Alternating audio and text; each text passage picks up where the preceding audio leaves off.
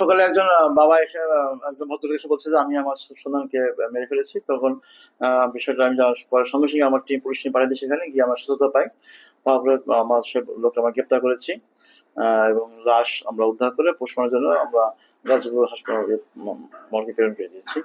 তো বিষয়টা হলো গিয়ে সে আমরা যতদূর জানতে পারলাম যে এই ছেলেটা ৫-৭ বছর আগে বিদেশ ছিল, বিদেশ থেকে আসার পরে সে মাদকাসক্ত আসক্ত হয়, হওয়ার পর তাকে রিহাব করে আবার সুস্থ হয়, হওয়ার পর সে আবার বিদেশ চলে যায়। দেশ গিয়ে সে ৩.৫ বছর ছিল। সে আবার বিগত এক বছর বা ১ বছর অধিক সময় সে বাংলাদেশে ফিরে আসছে।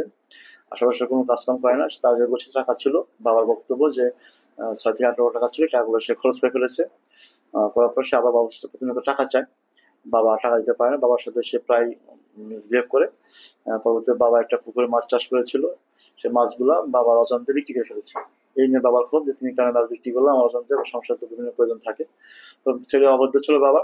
তো গতকালকে বিকালে তার ১১টা গরু আছে এসে বলল, দেশি গরু, সেই গরুগুলোকে লাঠি দিয়ে তার ছেলে প্রচন্ড প্রহার করছিল। তো বাবা মানা করলে বাবার উপর সে ক্ষিপ্ত হয়ে বাবাকে সে নিজে করে বাবাকে হাত তোলে। তো এই প্রেক্ষিতে বাবা তখন তার রাগে ক্ষোভের দুঃখে গত রাত ৩টার সময় ঘুমন্ত অবস্থা তার ছেলেকে বঁটি দিয়ে আঘাত করে হত্যা করে।